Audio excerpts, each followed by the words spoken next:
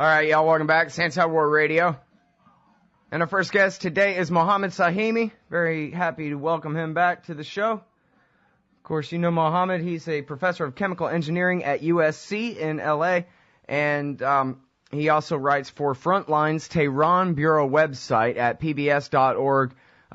He's got an archive at antiwar.com, and we're featuring this Frontline Tehran Bureau piece, the IAEA report on Iran's nuclear program, alarming or hyped, today at antiwar.com in the viewpoint section as well. Welcome back to the show, Mohammed. How are you doing? I'm not too bad. It's good talking to you again, Scott. Well, I'm very happy to have you here, Mohammed. Always can rely on you for great analysis, and of course, no surprise that this piece at the Frontline pbs.org website is along those very same lines. You've gone through the new International Atomic Energy Agency report and the quote-unquote new accusations against Iran, if they can be called that. And clearly, as you say in the article, we had 2 weeks worth of hype about how this was going to be a groundbreaking thing, proving the Iranians were making nuclear weapons, et cetera, and it seems pretty much to have been taken at face value like that, even after the thing came out.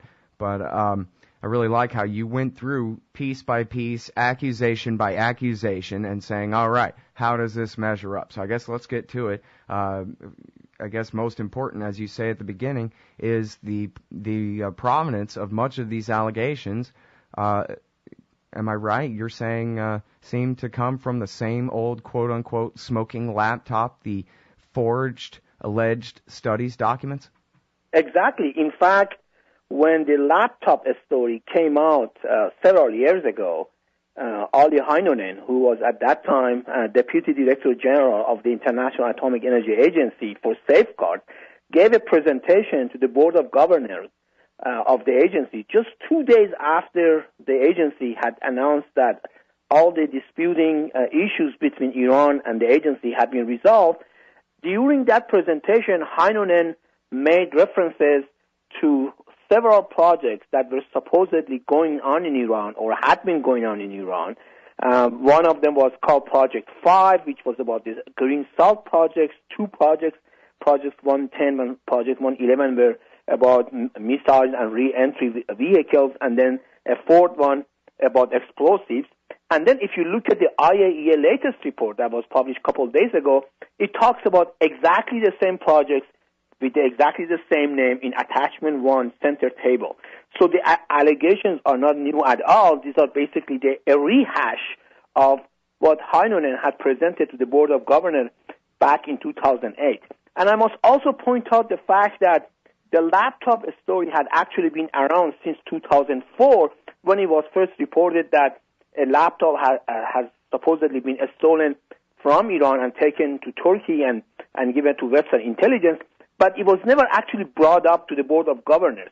It was brought up to the Board of Governors in February of 2008, right after the agency announced that it had resolved all the outstanding issues between Iran and the agency. So as a way of continuing the dispute with Iran and not making Iran's dossier with the Board of Governors a normal one, for which the agency does not have to convene the Board of Governors meetings on emergency basis, Ali Heinonen brought them up and then talked about them. And then since that, the dispute between Iran and IAEA has all been based on this laptop and what it contains. And a lot of people, including a great article by Garrett Porter, another article by myself that I published in antiwar.com, and others actually basically demolished the basis for the laptop story. Now, absolutely. Well, now, hold it right there for a second. I want to let the audience know that this is a subject we've covered many times on the show, and especially with Gareth, and gone through piece by piece why it is that he's so sure it's a forgery. And most of it has to do with all the accusations, and it seemed like great educated guesses for framing up the Iranians, but none of it is really damning, and none of it is really conclusive at all. And of course, at one point, I think the government even admitted that, well, it was a CIA laptop. There never really was a laptop. It's our laptop, and we assembled the documents on it. and et cetera like that, undercutting the entire theory that there had been a stolen laptop smuggled out of Iran somehow, et cetera. But now, what I wanted to get to here, Mohammed, was that there was one slight loophole in what you said, at least in the way you said it. You said this is basically the same old stuff from the smoking laptop and the bogus laptop, which would include delivery vehicle studies, tetrafluoride, uranium tetrafluoride, green salt experiments, and this and that and the other thing. But what's new in this report that we haven't heard before, or at least is not from the smoking laptop, which has been so thoroughly debunked these many years? Well, there are a couple of new elements. One is a reference that the IAEA makes to a steel container that is supposedly built in Parchin. Parchin is a plant southeast of Tehran that Iran has used since 1950s to produce conventional ammunition. And in 2005-2006, the IAEA pressed Iran to allow to go there and check the site because they had suspected that Iran was experimenting with high explosives. After some time, Iran agreed for IAEA to visit it, even though Iran was not supposed to do it. Iran didn't have any obligation to do it because Parchin is a conventional ammunition plant and therefore is not covered by any safeguard agreements regarding Iran's nuclear program. Ali Hainoun and other people actually visited there, not Hainoun himself, but his people, and they didn't find anything. So after that, the Parchin issue was removed from any discussion until the latest report that just came out. Now, IAEA alleges that it still believes that Iran has experimented with some high explosives, and in order to do that, in order to do the high explosives experiment and contain the explosion, it has built a steel container which is somewhere in Parchin. But it doesn't give any evidence. It doesn't say where the steel container may be. It just alleges that there is some steel container to do experiments with high explosives, and to contain it, the container is somewhere there. So this is one new element. The other new element was that it said that a scientist from a foreign country that we now know he's from Russia has helped Iran with its nuclear program. This had never been talked about, and in this new report, the IAEA makes a reference to it. Now, as it turns out, that Garrett Porter reported yesterday that, and I just saw a dispatch by Reuters from Moscow, that the guy is not actually a nuclear physicist or nuclear engineer. The guy is an expert on making nanodiamonds, which are used in medicine and other applications. He has not denied that he has been in Iran. He has worked in Iran. And I must say, for those listeners that don't know, Iran actually has a very good research program on nanotechnology that is recognized even internationally. And the Russian scientists had worked with Iran on producing nanodiamonds and had never worked on nuclear weapon or nuclear weapon related research. That was apparently what was conveyed to the media or the intelligence community a week ago by David Albright of Institute for Science and International Security. Mm-hmm. But now there are very credible reports, and in fact a dispatch from Moscow that says that the guy is not even a nuclear physicist or nuclear weapon expert and has never done anything, and he himself has actually denied that he has done anything for Iran's nuclear program. Right. All right. Now hold it right there, Mohammed. We got to go out and take this break. Okay. It's Mohammed Sahimi, PBS Frontline, antiwar.com. He's referring to the debunking of the bogus lies about the Iranians' nuclear program. We'll be right back after this. All right, y'all. Welcome back to the show. It's Anti-War Radio. I'm Scott Horton. I'm on the line with Mohammed Sahimi. He's a professor of chemical engineering at USC and a commentator on American-Iranian affairs at the PBS Frontline Tehran Bureau website, pbs.org, and also at antiwar.com. You can find his most recent PBS article today there at antiwar.com. And now, so we got to review a couple of things here. First of all, I was reminded recently how teeny tiny the brains of the, not just the war party, but the people who believe what the war party say are and how they think. And so I'm not going to waste Mohammed's time answering this, but I'm going to go ahead and assert, because I already know, that Mohammed does not favor the Iranian regime. He's pro-democracy and pro-reform and pro-Green Party over there, but he's anti-war. He doesn't want America killing his former countrymen back there in Iran. He's not some front man for the Ayatollah or some nonsense like your tiny little brain likes to come up with when you can't deal with the facts that the war party's lies you believe are not in fact true when exposed to scrutiny. Okay. And let me add to what you said, Scott, by saying that my own 23-year-old brother and two cousins, one 22 years old and one 28 years old, all of them were executed by the Iranian regime that is in power in Iran.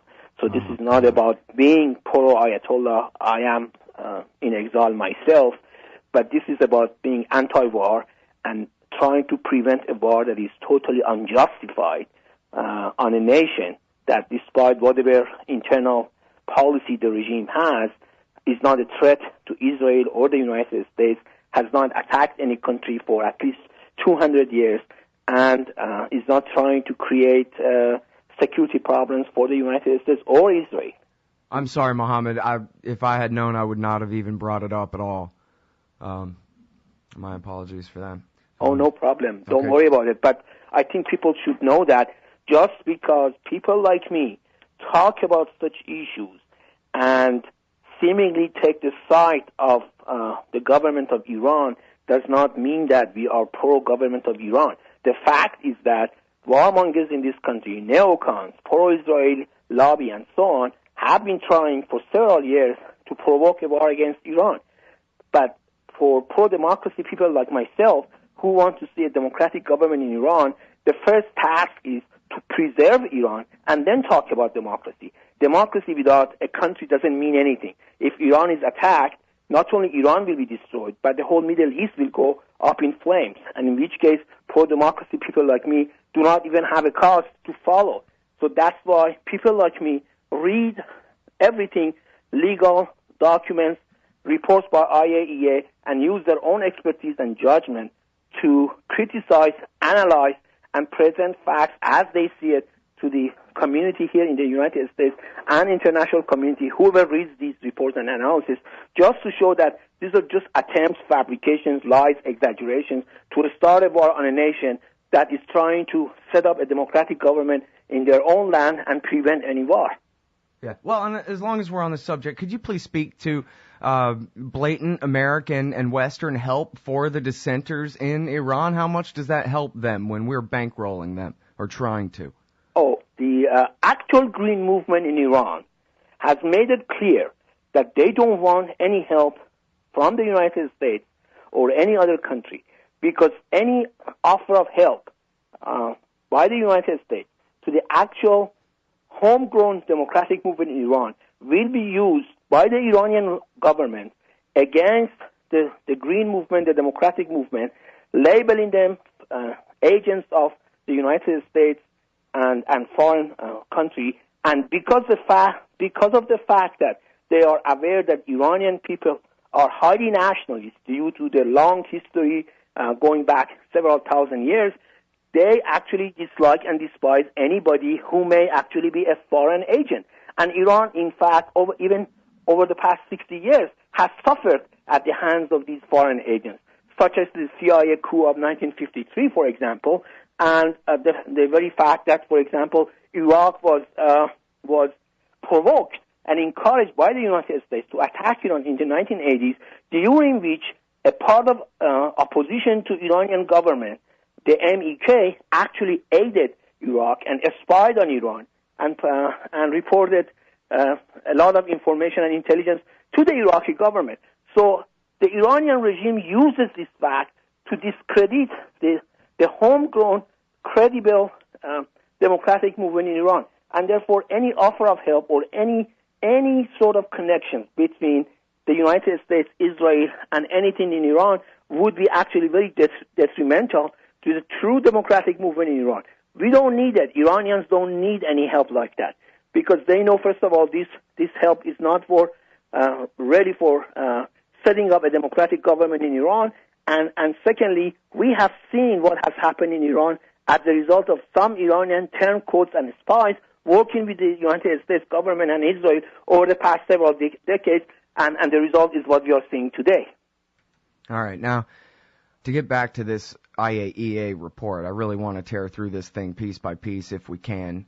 First of all, it was the Moon of Alabama blog that got this right first, as Gareth Porter gives them credit in his article today. But Gareth Porter's article today, which is running the second from the top at antiwar.com right now, absolutely demolishes David Albright and the IAEA for trying to pretend that this Ukrainian, quote-unquote, former Soviet explosive scientist was an expert on nuclear weapons, and that he somehow had been the secret help with the Iranians working on an implosion system for a nuclear bomb all along. And I just wanted to add in here just a little bit, because I just think it's funny that, to me, if we took this claim at face value, Mohammed, it would mean that either, one, Putin told him to do it, or Putin was somehow unable to assassinate this guy to death for having his own rogue foreign policy helping the Iranians make nuclear bombs. Yeah, right. How could anybody believe this for even a minute? That either of those possibilities could be the case. Then it turns out Moon of Alabama, Gareth Porter, and now Reuters are looking into this guy, and yeah, it turns out he doesn't know anything about imploding nuclear bombs, and there's no evidence that he taught the Iranians a thing about how to do any such thing. Tell him the story. In fact, he himself, according to Reuters, he himself denies ever being involved in anything close to nuclear research or nuclear weapon, and say that, my whole research, and if you look at the open literature, you can see it, my whole research has been on producing nanodiamonds. What are nanodiamonds? What are they used for? Well, they are used for, in medical applications. The most important use. Nanodiamonds means diamonds particles that are at the scale of nano, a few angstrom or so it's like a buckyball or something, particular exactly. form of carbon. Okay, but now this has nothing to do with weapons whatsoever? It has nothing to do with weapons whatsoever. You cannot ever imagine anything relating nanodiamonds or even diamonds to any weapon. So, and the guy, according to Reuters, dispatch from Moscow today, he said that I've never done anything like that. I've never been involved in anything like that, even though he was presented previously as one of the scientists that was involved in the nuclear weapon making of the old Soviet Union. So that part of it has completely been debunked. Now, there are other aspects in the... I wonder whether David Albright will finally resign and close up shop and go park cars with Larry Franklin at the racetrack where he belongs now. After this final shame and disgrace of his career.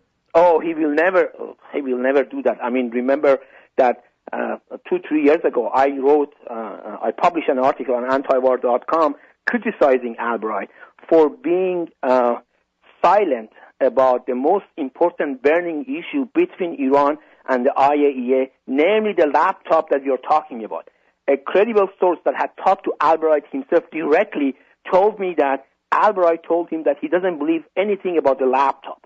But he was completely silent about it simply because he had a close relationship at that time with Ali Heinonen, who was at that time Deputy Director General of IAEA for safeguards, and he didn't want to lose his source at IAEA, and therefore, even though he knew that the laptop, or he believed that the laptop story was completely fake, he never said a word about it.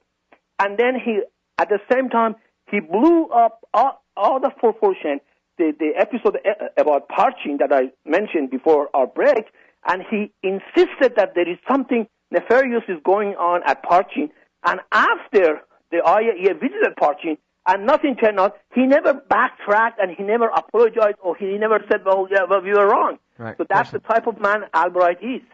Yeah, and he says he's anti-war. He does all this to try to prevent a war. All right, It's Mohammed Sahimi. He knows what he's talking about. He writes for PBS Frontline Bureau and antiwar.com. We'll be right back with him after this extended break. All right, y'all, welcome back to the show. It's Anti-War Radio. I'm Scott Horton, and I'm on the line with Mohammed Sahimi. He's a professor of chemical engineering at USC. He writes for PBS Tehran's Iran Bureau, and we're featuring his latest piece in the Viewpoint section today at antiwar.com. It's destroying all the hype around the most recent IAEA report, the IAEA report on Iran's nuclear program. Alarming or hype, he writes.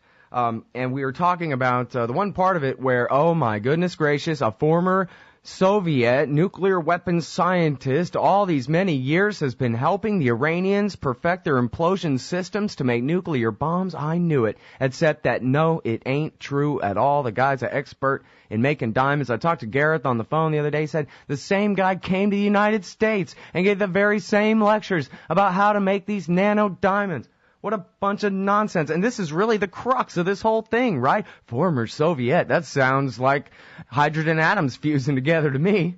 Exactly. And of course, as soon as you mention the word former Soviet Union, the competitor with the United States during the Cold War, then everybody can draw their own conclusion. Oh, yeah, there must be something to it. He was probably producing nuclear weapons or helping producing nuclear weapons for the Soviets that were targeted at us, and now he's doing the same thing for Iran because he's probably still a communist and he hides it, and therefore he wants to help Iran to do the same thing as the Soviet. And as you said, and as the website Moon in Alabama and Gareth Porter and others said, there is just no basis to the claim that has been made. But it's so important here that people understand the context of this. I mean, they're really just taking spaghetti and throwing it up against the wall. Basically, just like the Office of Special Plans did in the run-up to the Iraq War. They went through the CIA's trash, and they put together whatever they could about Saddam and Al-Qaeda and Saddam and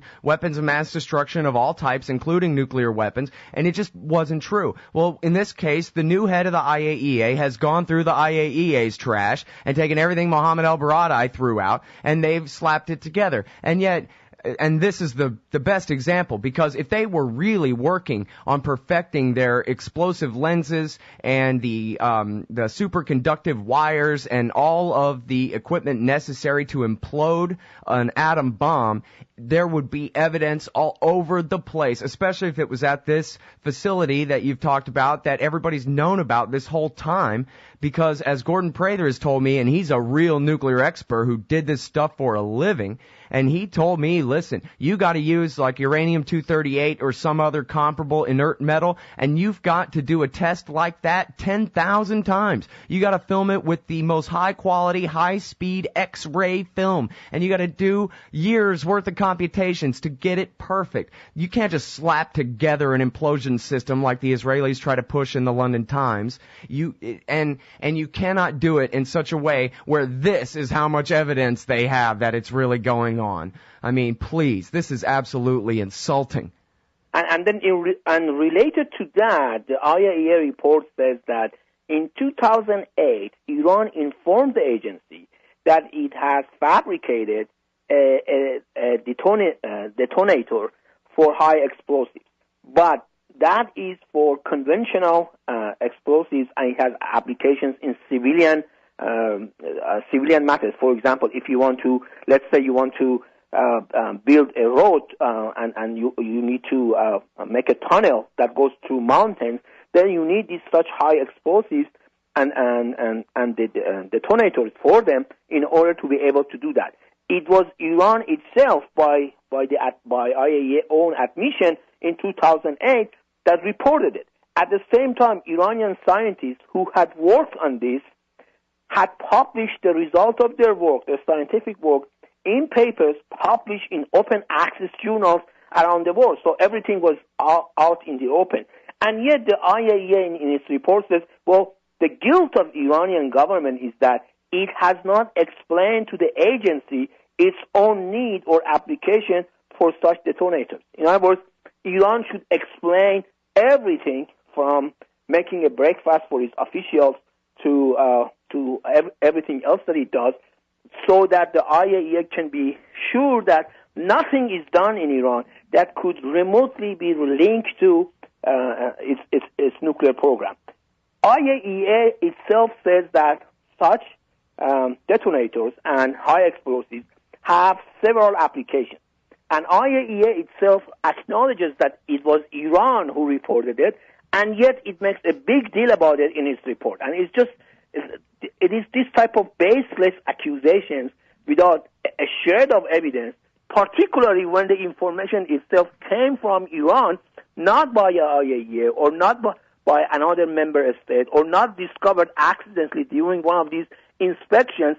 And by the way, let us mention that Iran's nuclear program, as we know it, is under 24-hour surveillance by IAEA inspectors, cameras, and everything. So everything that we know about Iran's nuclear program, at least those that have been declared, and I don't think there is any undeclared facility, are under full and tight IAEA inspections. And that's why there's no reason to believe there's any undeclared material, because they're inspecting it and monitoring every chain from digging it out of the ground, or at least once it's yellow cake ore, and then they got to transfer it into uranium hexafluoride gas and then introduce it into their centrifuges. There's, international cops with clipboards and pens sitting there keeping track of every bit of this, right?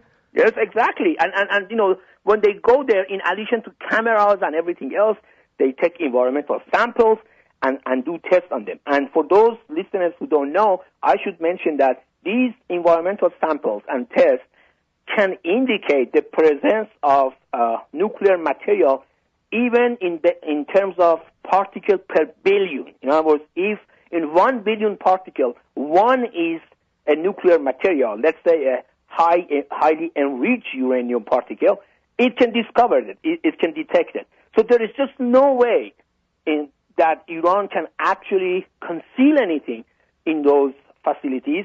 And in fact, the IAEA itself, including the latest report, agrees that it has found no evidence of diversion from peaceful to non-peaceful purposes in Iran's nuclear program. Mm-hmm. Let me also point out another important point, and that is the IAEA itself, in the report, says everything that it says is completely consistent with the National Intelligence Estimate of 2007. Mm-hmm. Because the IAEA claims that, based on the laptop that we discussed, that there was a nuclear weapon program, but in 2003, due to the security situation in Iraq, meaning due to invasion of Iraq by the United States, Iranian officials ordered a stop to the program. Mm-hmm. This is actually the most we found out about that thus far, I think, and I think it was Flint Leverett on the show who said there actually was information other than the bogus smoking laptop that said that there was a nuclear weapons program up until 2003. I guess this is it, and yet it still is that it ended in 2003 is the information, correct? Exactly, 2003, and the National Intelligence Estimate of 2007.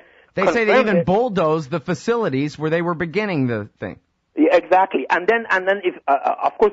I'm sure you know that just in June, Seymour Hersh also reported that the updated National Intelligence Estimate of February of 2011 that hasn't been publicized again says that the estimate believes that the conclusion that was reached in 2007 is still valid today. Right, and the Hersh article, which people, if you just put Hersh, Iran bomb, and PDF, it'll come right up for you, the whole thing in PDF format from Richard Silverstein's blog. And you can read in there about how the military and the CIA are hunting all around Iran all the time, that they are putting sensors in the roads to measure the weight of the trucks going back and forth. They put sophisticated sensors in dummy street signs that they went and swapped out for the street signs. Hersh has all kinds of great reporting about the extensive efforts of the American intelligence agencies to keep track of what's going on there, far beyond sitting around waiting for the IAEA to tell them. And they are still comfortable with their conclusion that there just isn't a nuclear weapons program going on. It's all right there.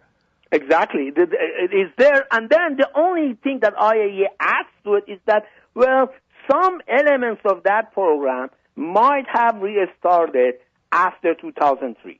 And then it talks about computer simulations, modeling, that type of thing, which even if true, if completely true, doesn't indicate anything.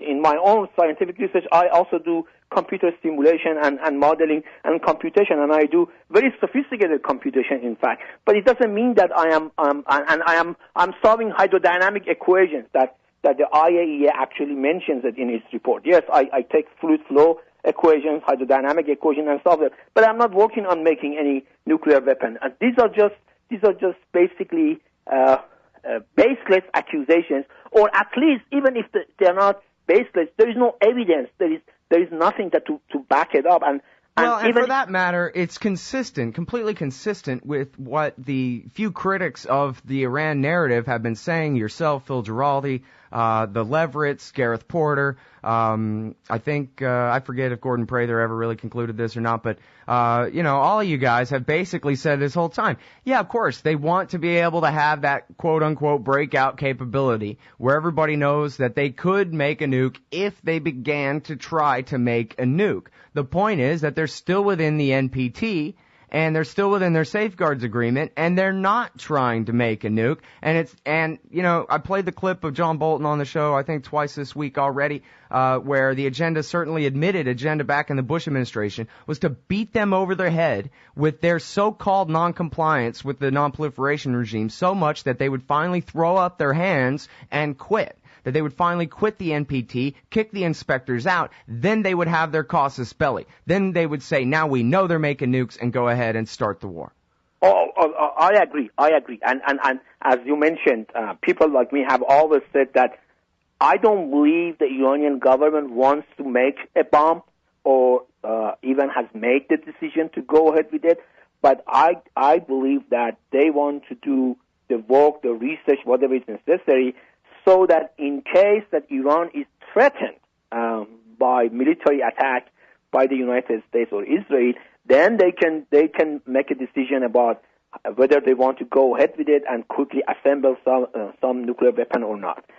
That's my own belief. And every indication, every report, every evidence that is credible points to that direction. And as you pointed out, if push comes to shove, what Iran will do is expelling IAEA inspectors from Iran, exiting NPT, and then start a crash program to make the bomb. But why should we do anything that push Iran in that direction? Why do we want to do that?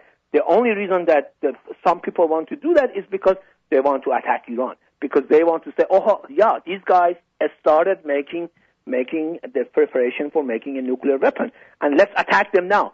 So, but we are not there. We are far from it. And even the latest IAEA report that was just hyped for 2 weeks, more than 2 weeks, that yes, this report will present irrefutable evidence that Iran is making the bomb, doesn't even come close to it. Even the report itself keeps using the words might, may, possibly, probably, could, alleged. We ask Iran to explain this. We ask Iran to explain that. Iran said this is nonsense. Well, there was a piece in The Guardian, Mohammed, about the British basically getting prepared to jump in the fight on Israel's side if the Israelis were to start the war. And I forget the exact language of the thing, but pretty much they made it clear that from the Israeli point of view, at least one of the things that they see as really important here is the new facility at Qom, and that for them, this even going into production of enriched uranium at all, going into operation, enriching uranium, for them is a red line because they're afraid they won't be able to bomb it. It's too hardened. And so if they get their uranium enrichment up and running at Qom, it might as well be cranking out weapons grade as far as they're concerned, basically. Is that about your interpretation of that? Yes, exactly. And whereas in fact... And how far are we from the opening of Qom and it going into full scale or any real production of enriched uranium? Do you know? Well, they have started moving equipment into the facility according to the latest reports that I know. And at the same time, we have to remember that the Fordo facility near Qom that you're talking about is under full inspection of the IAEA. The only thing that bothers Israelis is that it was built under a mountain so that they cannot attack it. But thanks to the Obama administration, they have bunker buster bombs that even the George Bush administration didn't give Israelis, but the Obama administration has given them those bombs. So they may want to use those bunker buster bombs, but the Fordo facility hasn't started to enrich any uranium, and it is under full inspection and tight control of the IAEA. Okay, now, as long as I'm keeping you way over time here, and I really do appreciate it a lot, I'll beg your forgiveness first, and then I'm going to ask you a real stupid question.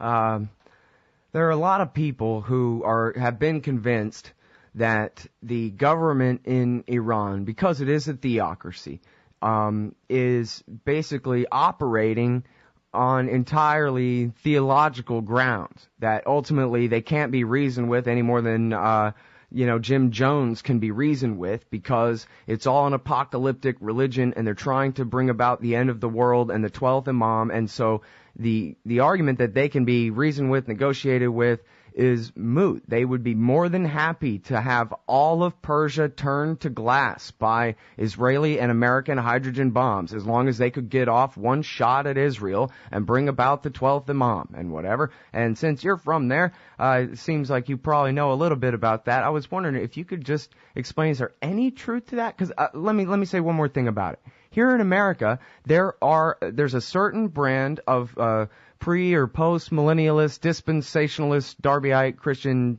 something or others, Cornerstone Church in San Antonio, where these people really do have this agenda that they're sick and tired of waiting, and they would like to force Jesus to come back right now. And so then it's easy to imagine, really, right, that there's a parallel on the other side in Iran, that the John Hagees of Iran actually run the place and really are willing to commit national suicide in a nuclear war. Please say whatever you like in response to all that. Oh, absolutely. I mean, this is just nonsense. Iranian leaders, despite whatever they do to Iranian people inside, have proven to be very calculating and very pragmatic when it comes to foreign policy. Iran, that is supposedly the greatest enemy of Israel, received weapons from Israel during Iran-Iraq war by the Iran-Contra affairs. Iran, that is supposedly the big enemy of the United States, helped the United States to invade Afghanistan. And in fact,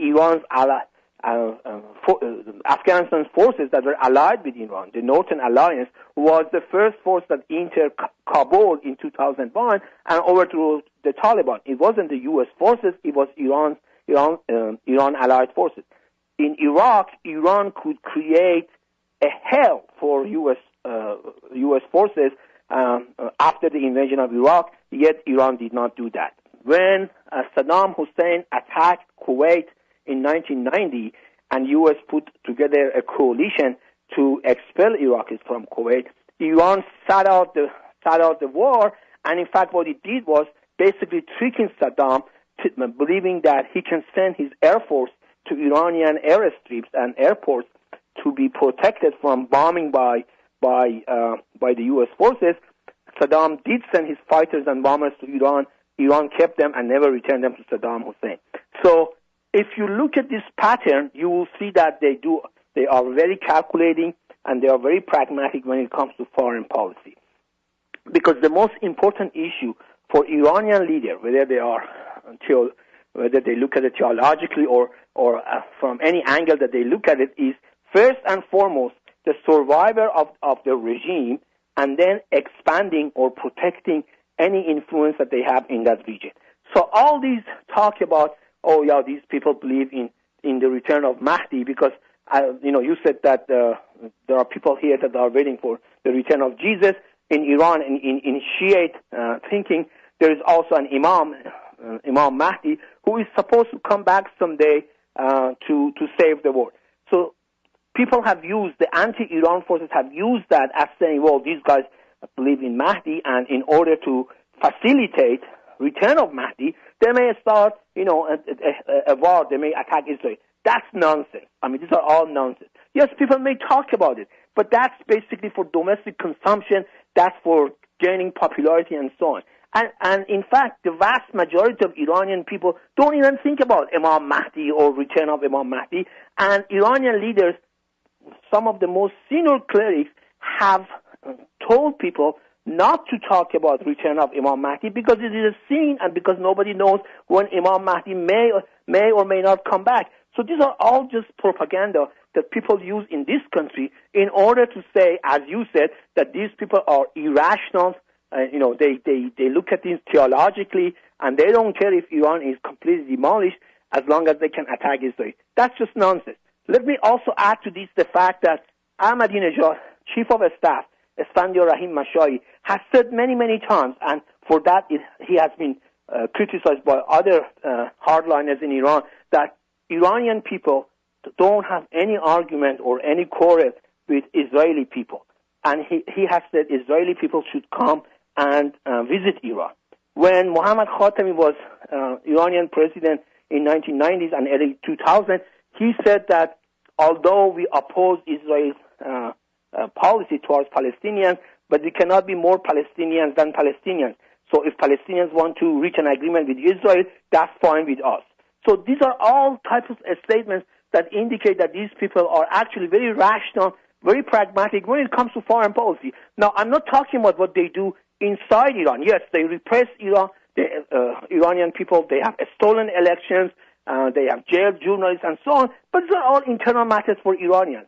When it comes to foreign policy, they have proven to be very pragmatic. And in fact, the CIA analysts also believe that. They have always said that Iranian leaders, they do a cost-benefit analysis when they want to make a decision when it comes to foreign policy. So there is no basis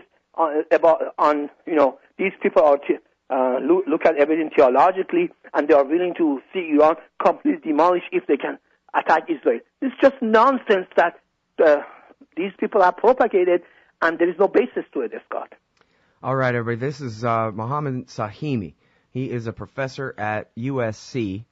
Teaches chemical engineering there. He has an archive at antiwar.com, and he's got a brand new piece at pbs.org called the IAEA Report on Iran's Nuclear Program, Alarming or Hyped. I really appreciate your time on the show today. Thank you for having me in your program, Scott. And let me say that I love Anti-War Radio and Anti-War website, and I will contribute to Anti-War website as much as I can, and I'll be happy to come back anytime you want to talk about Iran. Great. Thank you so much. Really appreciate that. Thank you.